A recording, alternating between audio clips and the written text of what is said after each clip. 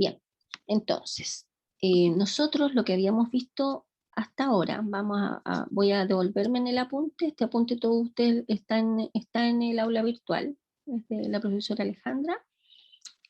Habíamos visto lo que era el producto cartesiano, vimos lo que era imagen y la preimagen de una función, lo que era el recorrido, eh, cómo encontrábamos el dominio, por ejemplo, de la suma de dos funciones, de la resta de dos funciones, cuando una función es par o impar, algunos ejemplos cuando hablamos de una función monótona creciente o monótona decreciente, todo eso ya es materia que ya vimos, estrictamente creciente, estrictamente decreciente, vimos álgebra de funciones, cómo dadas dos funciones nosotros podemos encontrar la suma, la multiplicación, el cociente de dos funciones, vimos algunos ejemplos, la composición de funciones, cómo encontramos el dominio de las funciones compuestas, un ejercicio que también hicimos, y lo que vamos a ver ahora, que me parece que aún no hemos visto, si alguien me dice, no, profe, si esto ya lo vimos, según yo, no hemos visto función inyectiva, epiyectiva ni biyectiva, ¿ya?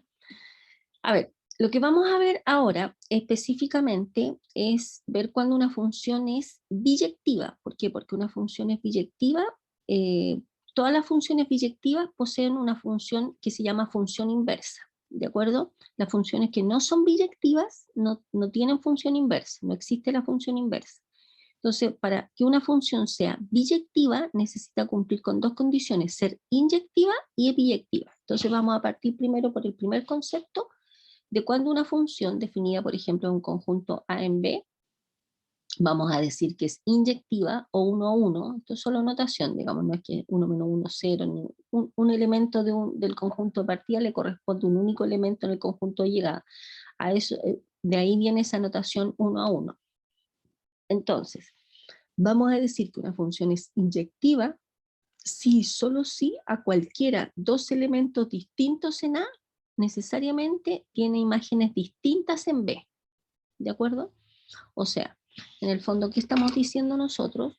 Que, por ejemplo, a ver, déjenme sacar el lápiz.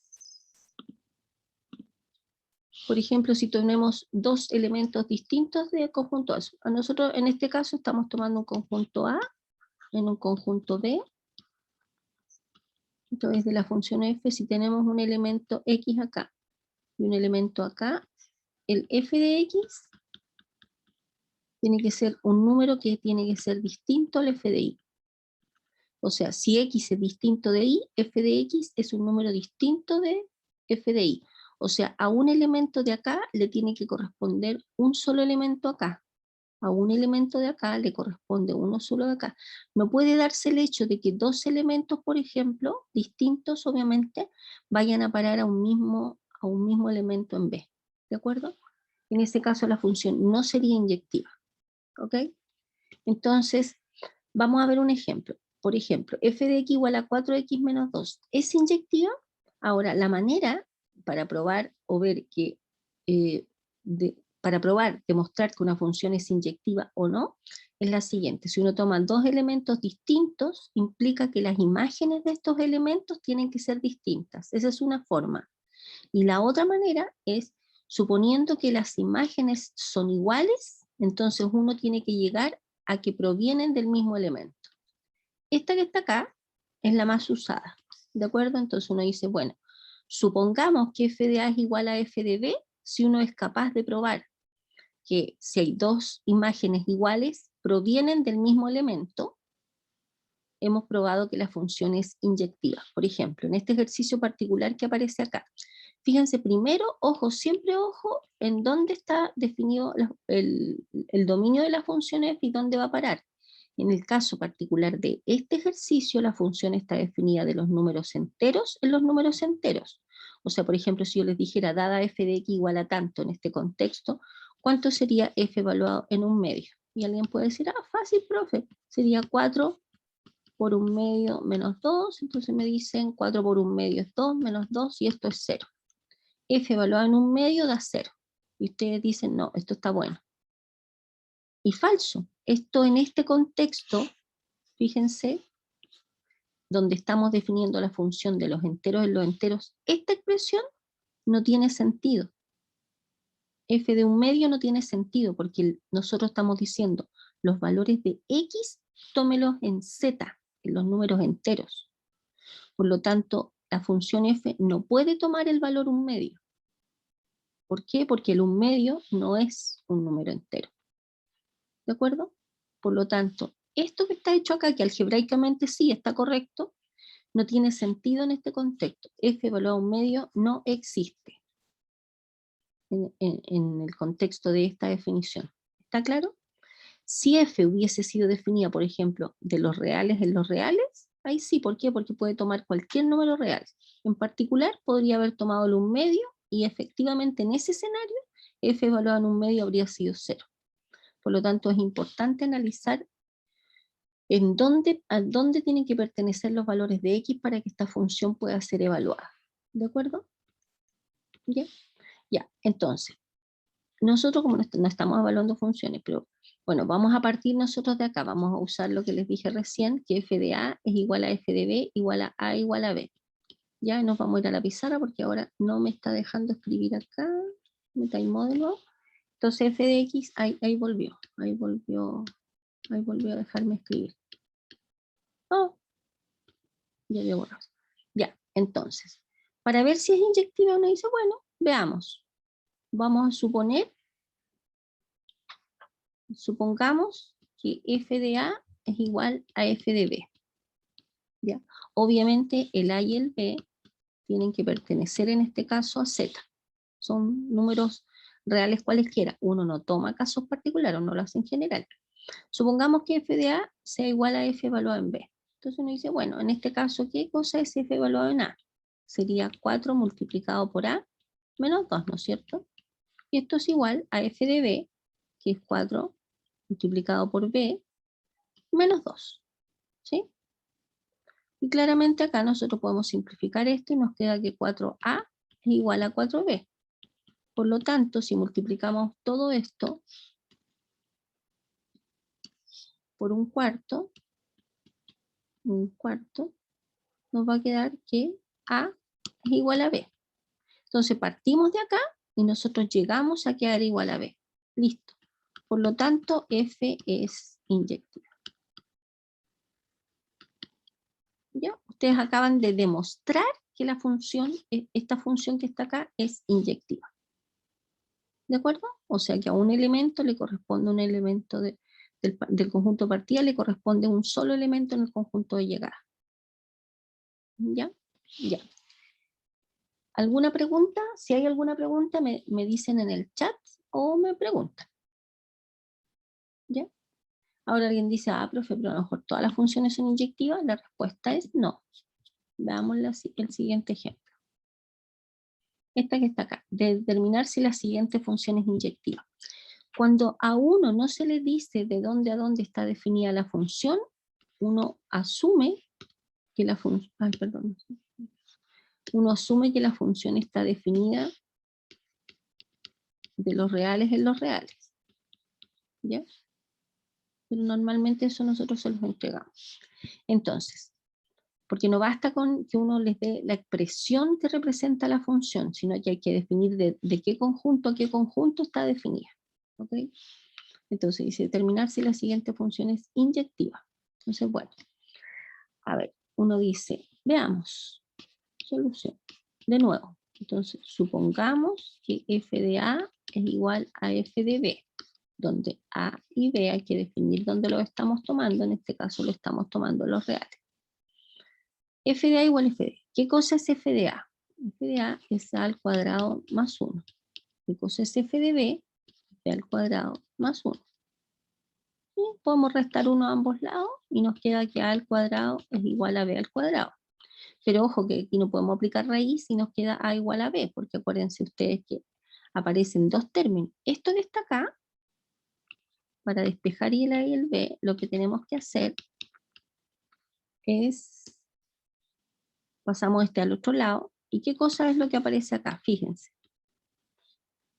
Esto es una suma por su diferencia. A al cuadrado menos b cuadrado es a más b por a menos b, y esto es igual a 1, ¿no es cierto? ¿Sí? O 0. Es un 0, porque pasamos para el otro lado, porque puse 1, le despistaron. Un 0. ¿Cuándo un producto es 0? Tenemos dos posibilidades.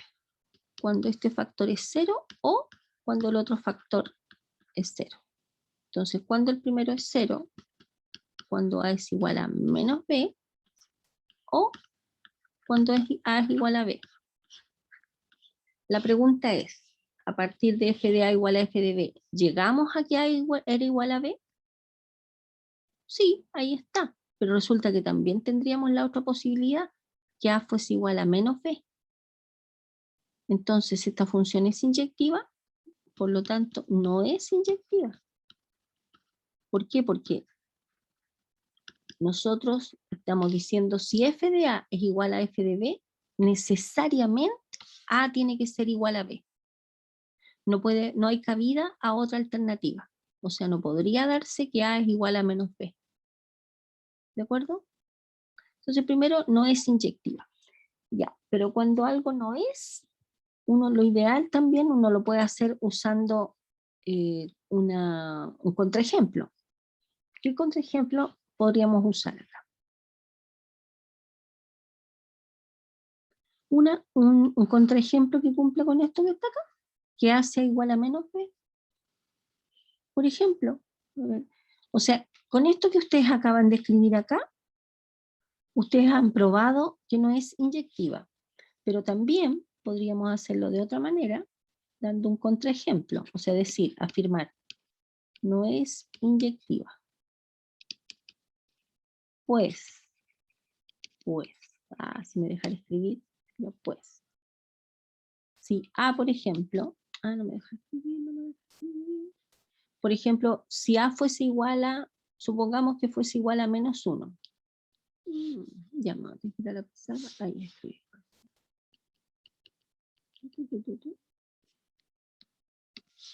No es inyectivo. Si A, por ejemplo, fuese igual a menos 1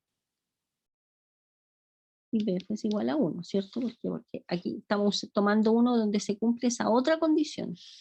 ¿Cuánto es F evaluado en 1? Fíjense. F evaluado en 1, ¿qué nos da F evaluado en 1? Nos da 1 al cuadrado más 1 sería 2. ¿Cuánto es F evaluado en menos 1?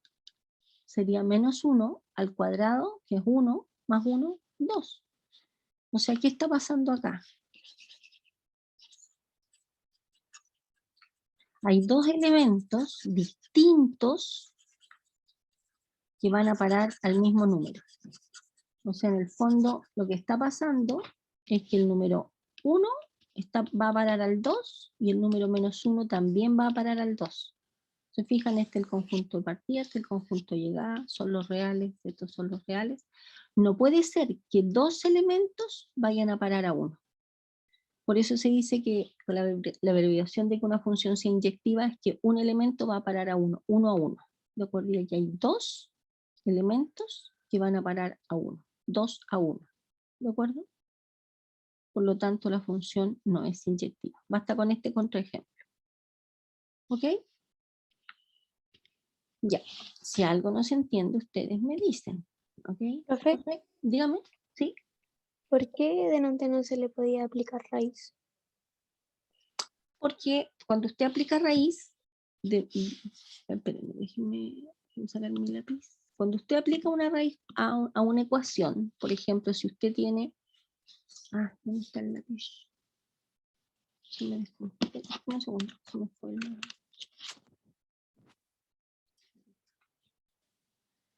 Por ejemplo, si usted tiene a al cuadrado igual a b al cuadrado, si usted aplica raíz, cada vez que usted aplica la raíz de un número es más menos el número. Estamos hablando solamente a nivel algebraico. O sea, la raíz de a al cuadrado, usted la puede aplicar. Pero sí, solo si usted no hace esto, usted no puede simplificar este con este y que le queda a igual a b, porque la raíz de a al cuadrado, usted está buscando un número que al cuadrado le dé a al cuadrado. ¿Qué número al cuadrado le da a al cuadrado? Más menos a, ¿no es cierto? ¿Por qué? Porque si usted toma el a y lo eleva al cuadrado, ¿le queda lo de adentro? Sí. O sea, a al cuadrado le queda a cuadrado. Si usted toma menos a y lo eleva al cuadrado, ¿le da esto de adentro? Sí. Por lo tanto, la solución algebraica de la raíz de algo siempre es más menos el número. Lo mismo acá. La raíz de b al cuadrado es más menos b. ¿Ya? Entonces, si usted tiene que más menos a es igual a más menos b, significa que tiene que ver todas las combinaciones posibles entre a y b. O sea, podría ser que a positivo sea igual a b positivo. No me deja escribir el más menos b, pero ustedes se imaginen el más menos b ahí. A positivo igual a b positivo, de donde a sería igual a b. Ok. Pero también podría darse menos a igual a menos b, donde a igual a b, sí, pero también podría darse que a positivo, con el signo positivo, fuese igual a menos b, por ejemplo. Si a es igual a menos b, ahí se contradice a lo que nosotros queríamos llegar, que a fuese igual a b. Por eso usted no puede aplicar raíz, porque la raíz de un número, mire todo el montón de borrones que me quedó ahí, donde rayé tanto. Esto es más menos b. ¿De acuerdo? Lo que quiero decir que aquí tiene varias opciones. Una opción es que a sea igual a b, que menos a sea igual a menos b, que a sea igual a menos b, o menos a sea igual a b. Tiene todas esas alternativas. ¿De acuerdo? Que bueno, esta se reduce a esta, y esta de abajo se reduce a la de arriba, por supuesto. En el fondo sería esta y esta. ¿De acuerdo? Por eso usted no puede llegar y aplicar raíz. ¿Se entendió, estimada? Sí, muchas gracias. Que no es que no pueda aplicar, sino que en el fondo si aplica tiene que responder con el más menos. ¿Ok? Ya.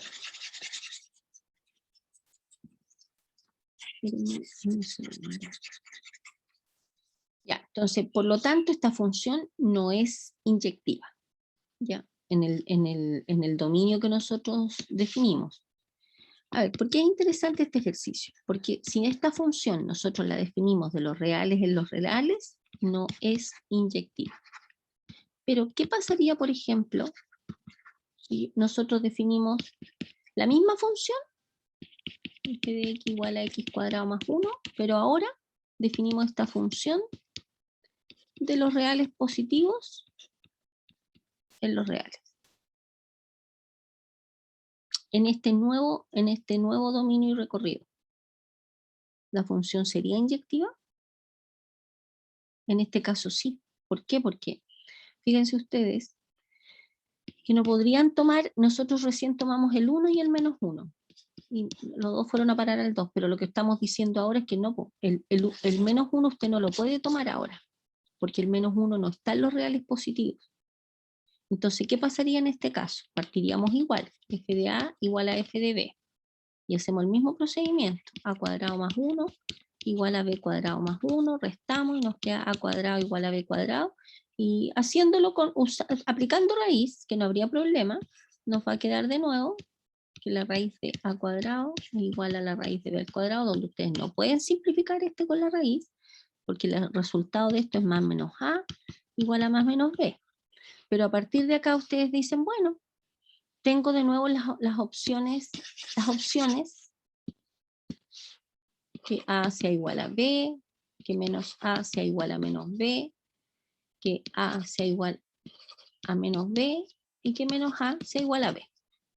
A igual a b, sí, porque ojo, que nosotros aquí ahora estamos tomando el a y el b en los reales positivos, porque ahí nos está diciendo en nuestra nueva definición de la misma función, la expresión algebraica es la misma, pero si cambia el dominio, el conjunto, el recorrido, la función no es la misma. Esta función que está escrita acá en rojo no es la misma función que está descrita en el enunciado original. ¿Ya? Pero ¿qué pasa? ¿Puede ser igual a b? Sí, porque estoy tomando dos números reales positivos, este número real positivo igual a esta. Esta que está acá es equivalente con esta otra, son la misma. Pero esta situación no se podría dar. No podría ser a igual a menos b. ¿Por qué? Porque si a y b son reales positivos, al ponerle un signo menos al b, nos convierte la a en un real negativo. ¿Se fijan? Vuelvo a insistir, si a y b son reales positivos, este que está acá es un número negativo. ¿Y A puede ser un número negativo? No, porque aquí nos dice que la función puede tomar valores solamente en los reales positivos. Esta situación no se puede dar, bueno, y la de abajo es equivalente a la de acá. Por lo tanto, la única posibilidad de aquí es necesariamente que A sea igual a B. No hay otra alternativa. ¿Ok? Por lo tanto, en este caso, con esta definición, F es inyectiva, o 1 a 1. ¿Se fijan? En este caso, si la definimos de aquí a acá, no es inyectiva, pero si le cambiamos el conjunto donde estamos tomando los elementos, esta función sí es inyectiva. ¿Está claro? Por lo tanto, hay que fijarse muy bien en el conjunto de partida y en el conjunto de llegada. ¿Ya? Ya. Siendo la expresión la misma. En un caso dio inyectiva y en el otro caso, en el primer caso no nos dio inyectiva y en el segundo sí. Ya, siguiente definición. Ahora, vamos a definir, tenemos una función definida en un conjunto de A en B, una función se dice que F es epiyectiva o sobreyectiva, indistintamente podemos usar los dos nombres, si, solo si, todo elemento del conjunto B, o sea, todos los elementos que están acá, es imagen de algún elemento de A. O sea, si uno toma cualquier elemento que vive en B, tiene que existir un elemento en el conjunto A, tal que f de ese A sea igual a este B. O sea, lo que estamos diciendo así como a nivel monístico, digamos, es lo siguiente.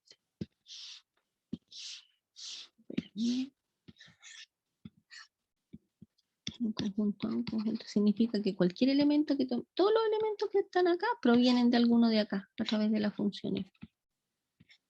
O sea, para un B de acá va a haber un A, para otro elemento de acá va a haber otro elemento acá, tal que la función lo toma y lo manda a ese.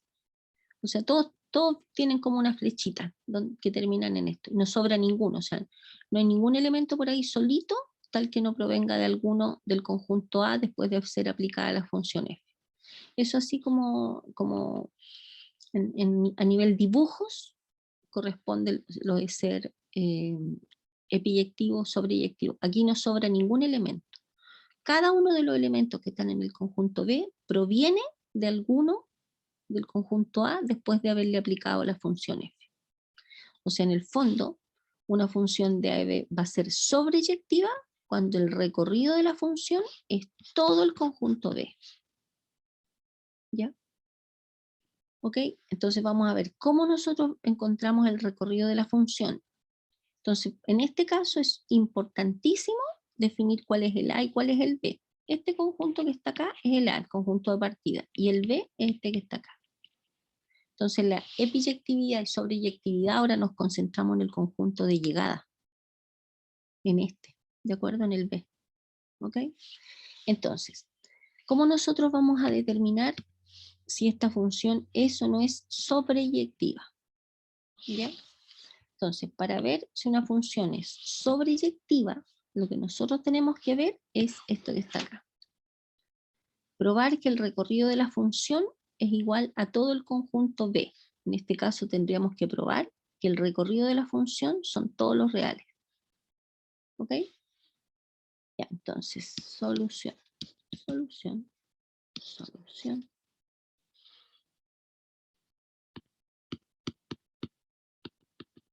Ya. Entonces, es esto lo que tenemos que probar nosotros, que el recorrido de la función son todos. Entonces, vamos a encontrar el recorrido de la función y vamos a ver cómo encontrarlo. ¿Cómo encontramos el recorrido de una función?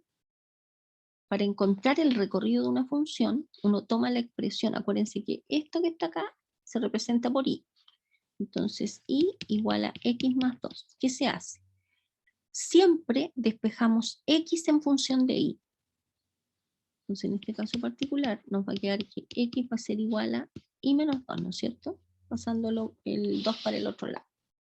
Siempre hay que despejar x en función de y. ¿Ya? ¿Para qué? Para sacar el recorrido. Una vez que uno ha despejado x en función de y, que nos quedó esta expresión que aparece acá, nosotros analizamos si esta expresión tiene algún peligro, acuérdense. Cuando nosotros hablamos como de zonas peligrosas.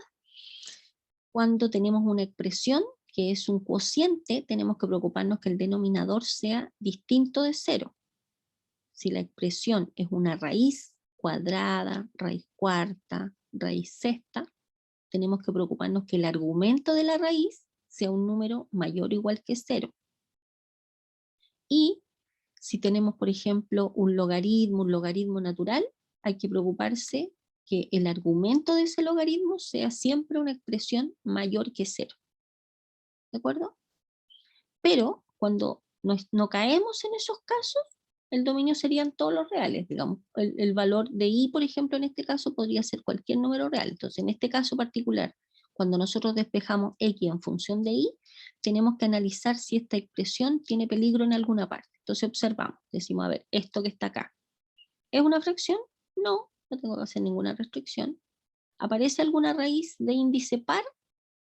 No. ¿Aparece algún logaritmo? Tampoco. Por lo tanto, el i puede ser cualquier número real. ¿De acuerdo? El i puede tomar cualquier número real. ¿Qué significa eso? Que el recorrido de la función son todos los reales.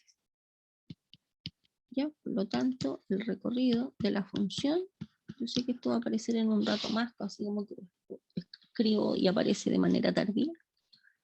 El recorrido de la función van a ser todos los reales. Si el recorrido de la función, de nuestra función particular, son todos los reales, una vez que lo hemos encontrado, uno dice, ah, es igual al conjunto que me entregaron acá, que era B. Sí, ¿de acuerdo? Como es igual el recorrido de esta función, es igual a los reales, que coincide con el conjunto que aparece acá, entonces esta función es sobreyectiva. Por lo tanto, f es sobreyectiva. No es que ustedes no estén viendo, no sé qué me está escribiendo, no me está escribiendo. Ya, ahí escribió, entonces yo tengo que borrar y volver a escribir lo que me aparece ahí. Ya, entonces, por lo tanto, el recorrido, lo que dije recién, el recorrido de la función son todos los reales. Entonces, este resultado nosotros tenemos que comparar con este conjunto que está acá. Entonces uno dice, a ver, eso que me dio acá, ¿es igual al que aparece ahí? Sí, son iguales. Por lo tanto, f es sobreyectiva. Si aquí me hubiese dado otro conjunto, no sé, estoy inventando, los reales menos el 1. Los reales menos el 1 es distinto del conjunto que aparece ahí. Por lo tanto, si son distintos, la función inmediatamente no es sobreyectiva. ¿Ok? ¿Ya? ¿Preguntas?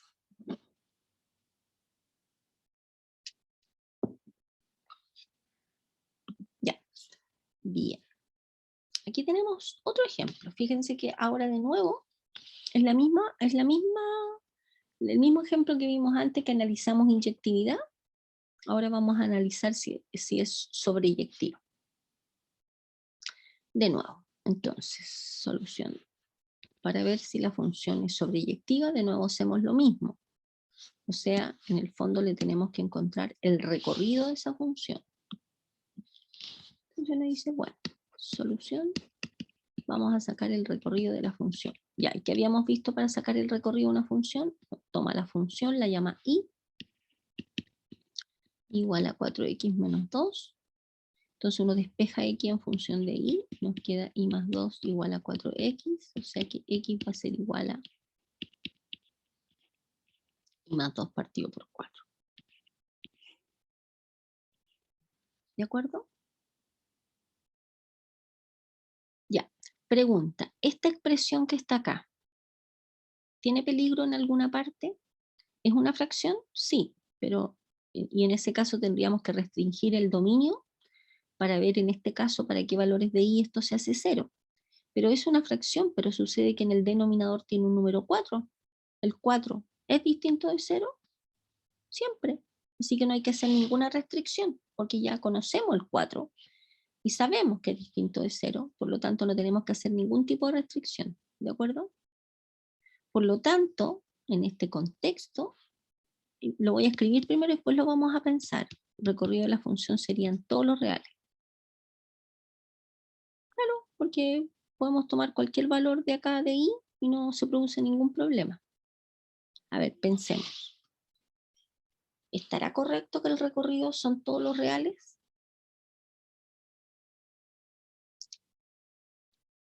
Pregunto. Espero. ¿Está correcto eso?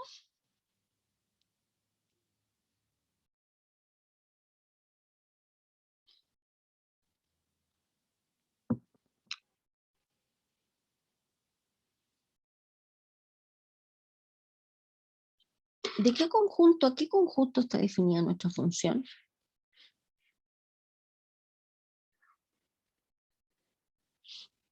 De los enteros.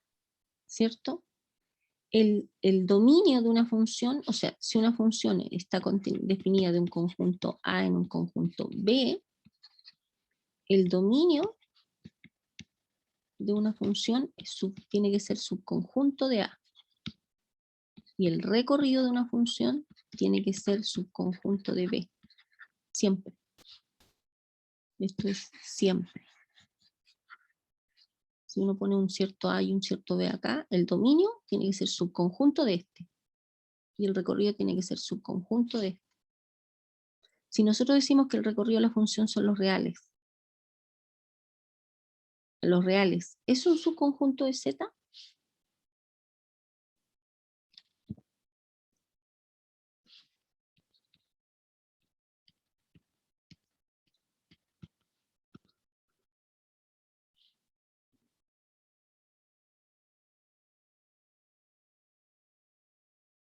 ¿Sí o no? ¿No es al revés? ¿Que Z es subconjunto de los reales? Así es. Por lo tanto, la respuesta a esto es no, ¿no es cierto? No, es al revés. Los números enteros son un subconjunto de los reales. Pero bueno, a nosotros nos interesa que este no es subconjunto de este, por lo tanto, este no puede ser el recorrido. El recorrido de la función va a ser Z, porque el conjunto más grande que está contenido en este, ¿no es cierto? Porque aquí no nos condicionamos, no condicionamos nada. Por lo tanto, el recorrido de Z, perdón, de la función será Z. Estoy preguntando, ¿sí? Seguimos con el análisis, porque este sería como el candidato, ¿cierto?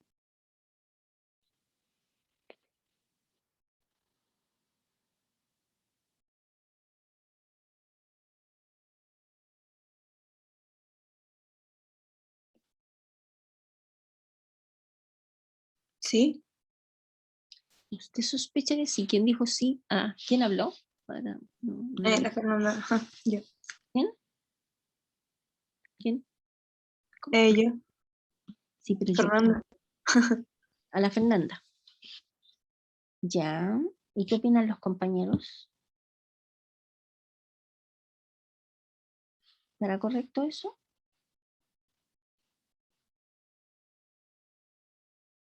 Como que uno intuye, como así como a primera vista uno dice, sí, me tinca. El recorrido de la función es todo Z.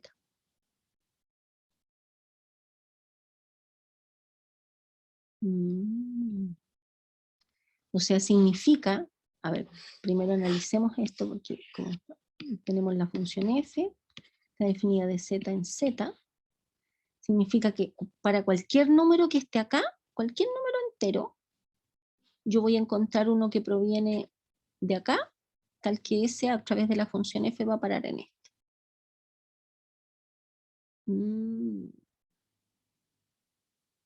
Cualquier número que esté acá en z, piensen ustedes, cualquier número que esté acá proviene de alguno de ellas.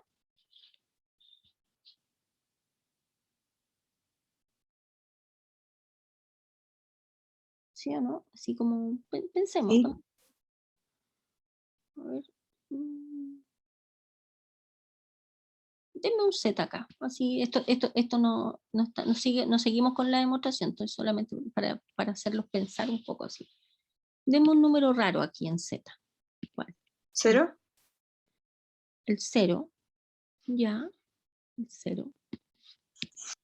Bueno, el 0 no es muy raro, pero ya, tomemos el 0. ¿De dónde proviene el 0? Cuando I es menos 2. Claro, porque usted tomó el 0 acá en el I. ¿Este es 0 en I? ¿O es 0 en X? Cuando usted me dice el 0, usted me está diciendo que I vale 0, ¿o no? Pensé que estaba hablando del X.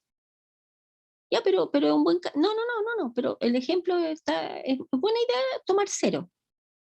Usted me dijo, porque acuérdense que si nosotros decimos que el recorrido de la función son todos los números enteros, uno tomaría cualquier entero acá y tiene que encontrar uno de acá donde f de este que le estoy preguntando lo manda al 0. ¿Cuál sería el número que va a parar al 0? ¿Me entienden la pregunta? ¿Para qué valor de x? O sea, yo le estoy pidiendo Menos que 2. me digan este.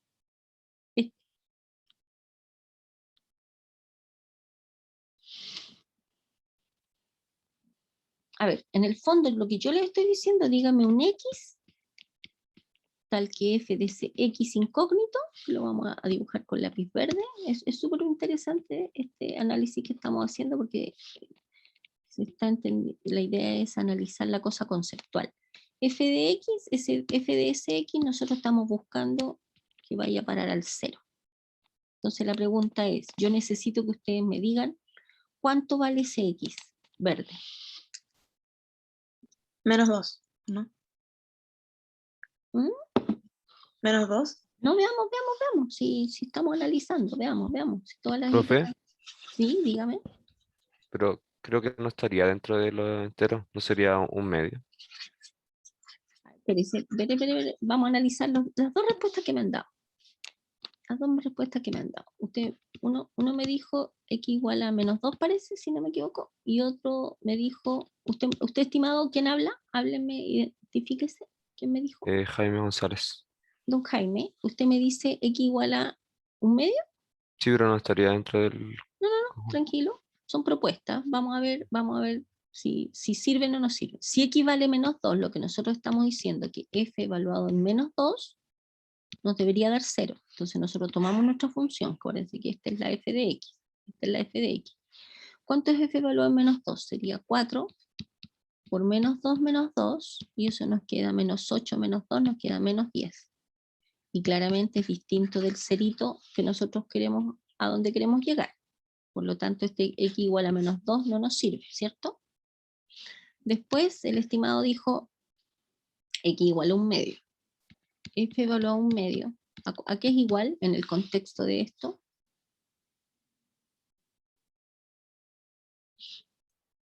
¿Cómo? ¿A qué es igual f evaluado en un medio en el contexto de esta definición? Que f va de z en z y f de x igual a 4x menos 2. No debería ocurrir si no está contenido. O sea, lo que usted me dice cuando no debería ocurrir es que no es f evaluado en un medio no existe. Y eso está correcto, no existe. Ujú. ¿De acuerdo? Por lo tanto, en el x tampoco puede ser un medio, porque entonces estamos en problemas, ¿no es cierto? ¿Por qué? Porque si nosotros afirmamos acá que el recorrido de f son todos los números enteros, en particular el 0 tendría que venir de alguno de acá. Pero nosotros, ¿existe este x? ¿Por qué no existe? Porque fíjense acá, si nosotros trabajamos con esta ecuación, así, porque claro, aquí lo hicimos como quien dice con la mente, así como pensando en algunas alternativas, pero si uno dice, bueno, voy a resolver la ecuación, f de x igual a 0, o sea, tendríamos que tener que f de x, 4x menos 2, igual a 0, resolviendo la ecuación algebraica, nos queda x igual a 2 partido por 4, o sea, nos queda x igual a un medio, que es la que había dicho usted, estimado. Pero el un medio no pertenece a z, por lo tanto yo no lo puedo tomar. Por lo tanto, f de x igual a 0 no tiene solución en z, que es donde estamos trabajando, porque la solución es un número racional que no vive en z. Por lo tanto, ¿qué hemos encontrado? Si nosotros, o sea, porque en el fondo lo que estamos haciendo es analizando si esta respuesta a la que llegamos recién está correcta o incorrecta. Recorrido de f igual a z.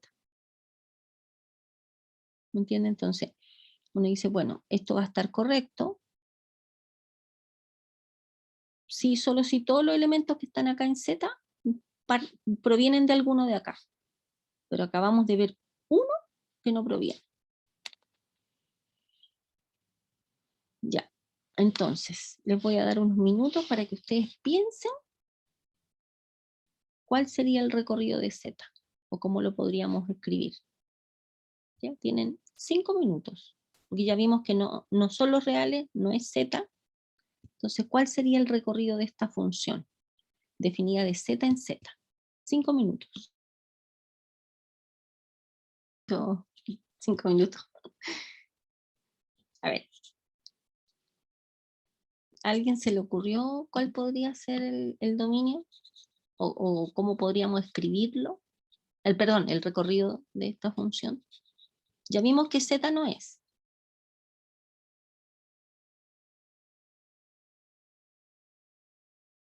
A ver, desde la perspectiva del ejercicio, dado que la pregunta es si f es sobreyectiva, y después voy a volver a la otra pregunta ya. ¿Qué me podrían responder con lo que hemos analizado hasta ahora? ¿La función es sobreyectiva?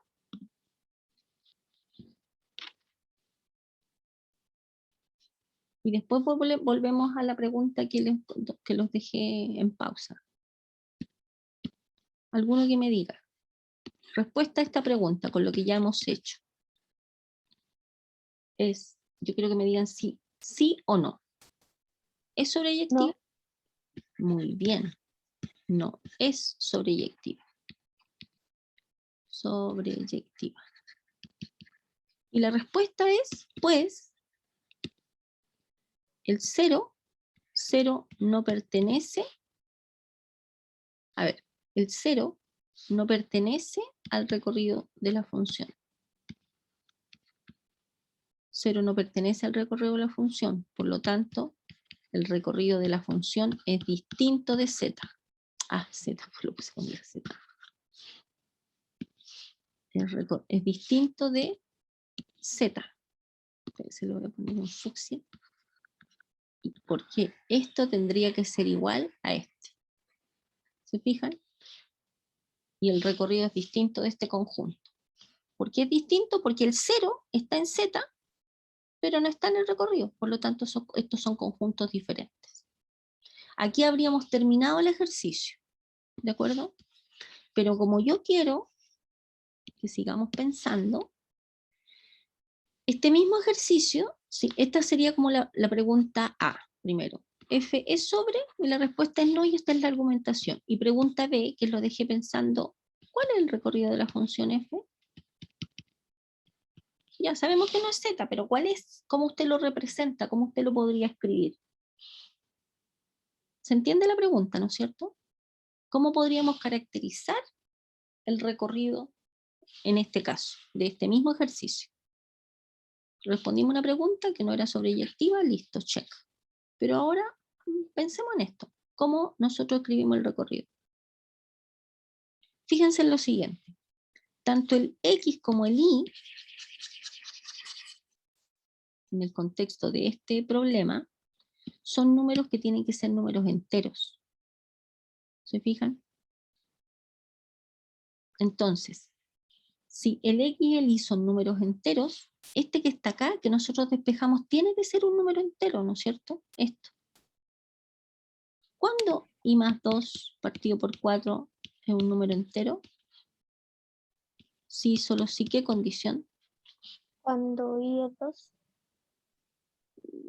Ya, pero podría ser y ya, cuando y vale 2. También cuando y vale, usted me dice ya, cuando y vale 2, también, y podría ser ¿cuánto? Cuando la suma de i más 2 son múltiplos de 4. Excelente, estimado. Cuando i más 2 es 4k para algún k en z. Eso generaliza lo que dice su compañero. El 2 sirve, pero en el fondo es cuando i es de la forma 4k menos 2, ¿no es cierto? Despejando. Por lo tanto, si nosotros tuviésemos que expresar el recorrido de f de manera analítica, el recorrido de f, por lo tanto, el recorrido de f van a ser todos los i. Ya no me dejó escribir.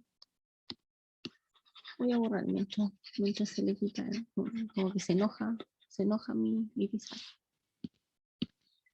Ahí, ya. Entonces, por lo tanto, el recorrido de la función van a ser todos los i que pertenecen a z, que están acá, en este conjunto, tal que i es de la forma 4k menos 2, donde k pertenece a z. Da lo mismo, k se mueven los z.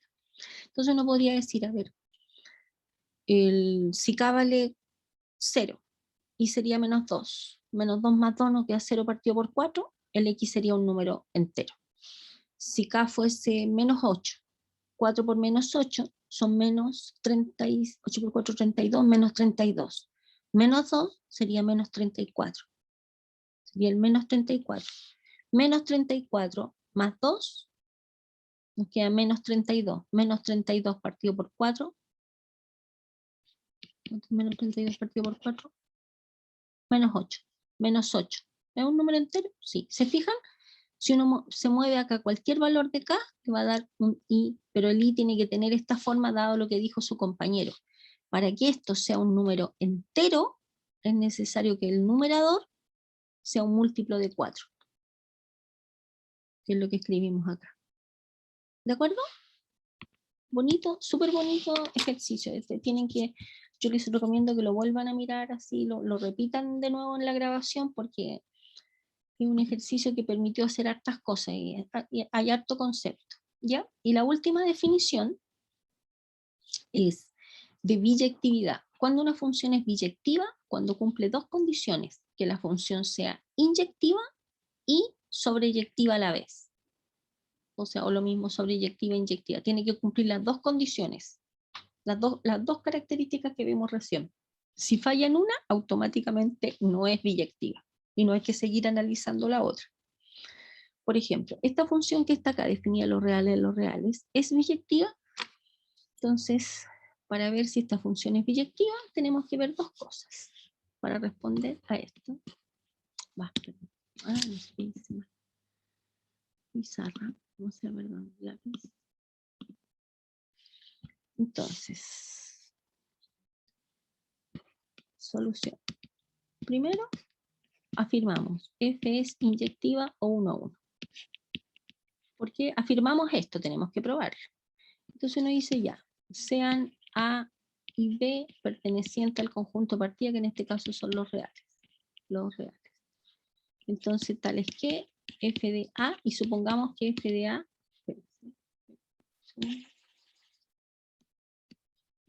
supongamos que f de A es igual a f de B.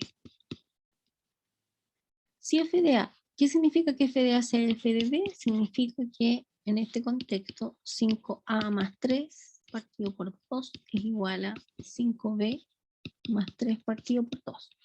Bueno, si multiplicamos todo esto por 2 nos queda 5A más 3 igual a 5B más 3, ¿cierto?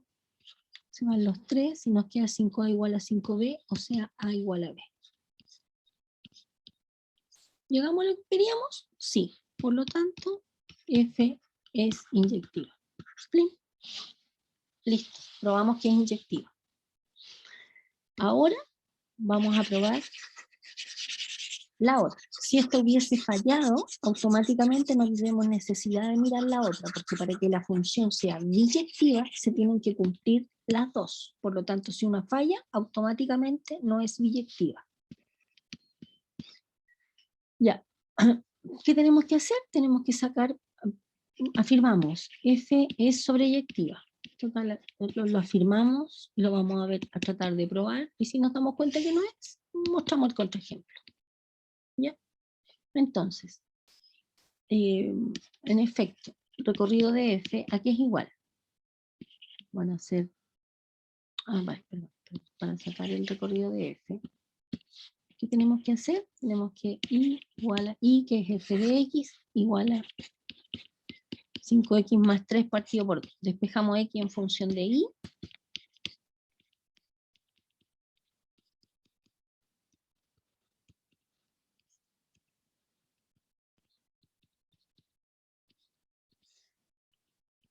Ya. Inmediatamente. Este que está acá, el I puede tomar cualquier valor. Fíjense que, ojo, F está definida de R en R. En esta expresión, ya, es cociente, de acuerdo. Tenemos que preocuparnos que lo de abajo sea distinto de 0. El 5, ¿es distinto de 0? Sí. Sí, ¿no es cierto? Por lo tanto, no hay ninguna restricción para I. Por lo tanto, I puede ser cualquier número.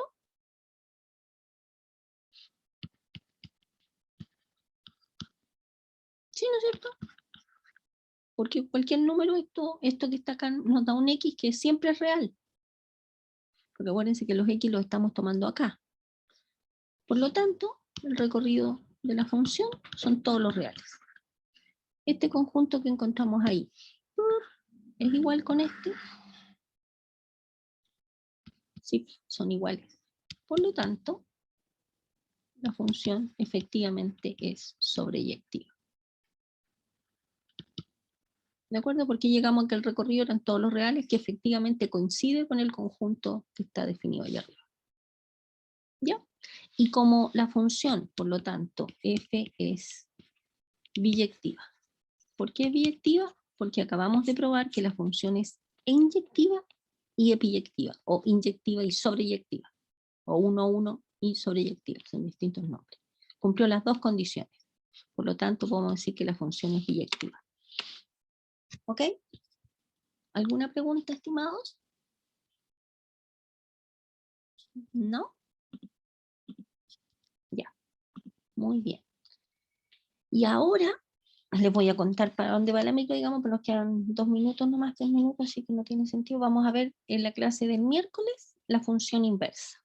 Ya, porque vamos a ver por qué para qué vamos a ocupar esto de la biyectividad. Para poder definir la función inversa. Si la función no es biyectiva, significa que no existe su función inversa. Y vamos a definir qué cosa es la función inversa, etcétera, etcétera. Eso vamos a trabajar la próxima clase, función inversa, función polinómica, función lineal, y yo creo que vamos a llegar hasta función lineal y todo lo de la función lineal. Eso yo creo que hasta ahí vamos a alcanzar a llegar el miércoles. ¿Ok? ¿Ya? Y eso sería. ¿Alguna pregunta, estimados? ¿No? ¿No?